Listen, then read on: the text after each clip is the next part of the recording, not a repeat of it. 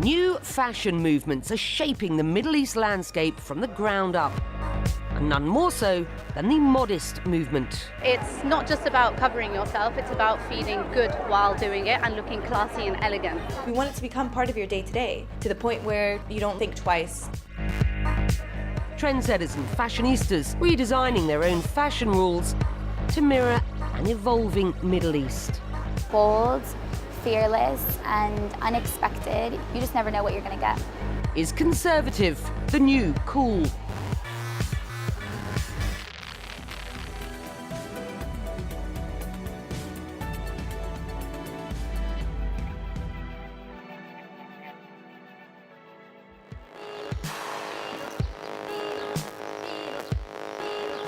Beirut is hosting a party. And not just any party, the most fashionable event of the year. Vogue Arabia is celebrating its one-year anniversary in the Middle East, a testament to the thriving fashion scene in the region.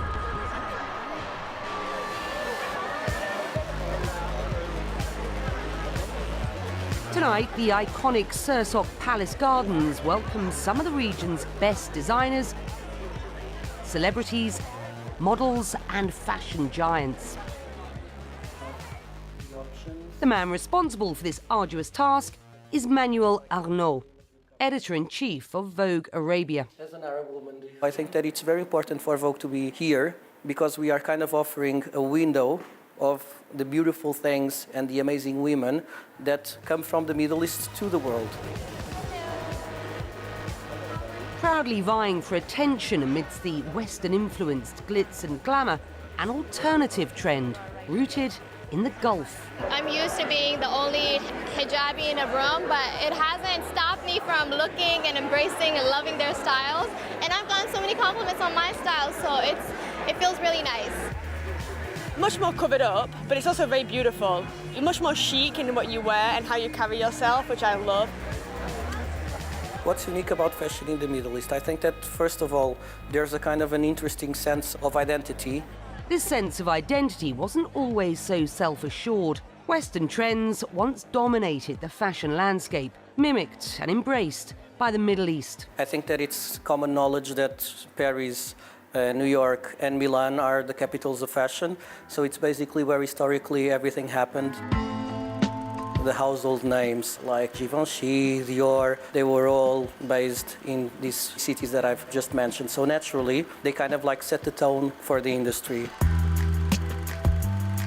I think that it's very interesting to know that even since the 60s, the Arab clients were very important for these fashion houses, especially for couture, and still today. During the 60s, fashion trends in some part of the region imitated the West. Designs were daring, low cut, and legs were bare. We cannot forget that fashion in Europe and in the United States has been going for centuries. It was basically where the fashion industry was created. In the Middle East today, a new generation of designers, models, and trendsetters are putting a unique spin on their fashion heritage, taking the familiar Western aesthetic and giving it a modern Middle Eastern twist. I think that Middle East fashion has definitely a special flair. It's fantastic to be a part of something that you kind of feel the energy in the air. Also, I think that the region is kind of like secretively in the past, that people are very interested of what's going on here in the region, and that just makes fashion more appealing. I think that definitely the designers from the region have an amazing heritage to work with, and that kind of reflects on their designs and in their success. One Saudi designer doing amazing things with his heritage is Hatem Alakeel. Toby is a representation of encouraging people to express their individuality. We have a very conformist fashion society, and the whole idea was for me to kind of encourage people to express themselves a bit more. There's an expression in Arabic that says "Elbas min tu'bak," which means wear your own style. Hatem is reinventing the thobe, Payroll marketing. a classically formal garment worn by men in the Gulf. So this is where it started. Me wanting to show a different side of tradition. So we had to wear Toby every day. I was not happy by the fact that I couldn't express myself through fashion. So I decided to find some good tailors and to change it around. I wanted to flex my creative muscles, just like every designer wants to, and I became very avant-garde. Yes, it did put me on the fashion map. He's dressed the likes of Christian Louboutin Here I come a stepping in the dawn. and Snoop Dogg. Here I come a stepping in the dawn. He's bringing Savile Row to Saudi Arabia. They are making fashion their own, and they are just finding solutions to their beliefs, to the way that they want to live their lives, to what they want to communicate to the world, and that's really exciting and beautiful, you know? There's a certain sense of freedom.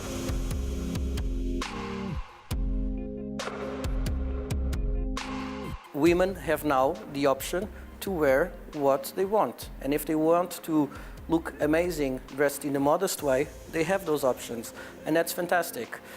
No one wants to be wearing like a potato sack, you know? You want to have options that kind of make you feel glamorous, that make you feel elegant, while still being truthful to your beliefs and to yourself. Mariam Masali is a fashion editor and founder of Niche Arabia, a luxury consultancy firm in the kingdom. She was also the first Arab fashion expert to be invited to the White House. Saudi is one of the biggest markets on YouTube, on Snapchat. I mean, so you're seeing that this young population is already engaging online, and I think that's also put down the barriers. So we may still be segregated, let's say, physically, but yeah, on the online realm, we're interacting, and I think that's also kind of helps shed those little, those taboos or let the barriers go down. And I think that's something that's really going to be interesting now that we're opening up as a country where we're allowing people to come in, where we're making Saudi more accessible to the outside world. This silhouette, which I love. In the past, national dress codes limited creativity, but now regional designers are creating their own fashion language. It's a bit more practical. You have your pockets, you have your linen, so it's quite, it's supposed to be wrinkled, it's fine. I love the fact that we've made the hijab trendy, and I think that's kind of cool. Lima Aden is the first hijabi model to be featured on a Vogue cover. Why not? Why not still be modest but still look chic, still feel beautiful, still go with the trends? We're still girls at the end of the day. That's something we all have in common. The multi-layered faces of fashion in the Middle East not only express art and personal style, but also a reflective sign of the times. What's happening now is that sense of freedom and empowerment, where a woman can dress according to her beliefs and to feel comfortable and not feel pushed to wear something else. So I think that it's great that this modest movement is really offering more options. I think that this idea of being original while respecting the values of the region are very interesting. But of course, those codes are also being developed. The abayas are getting shorter for the women to be able to drive in Saudi. So things are definitely changing.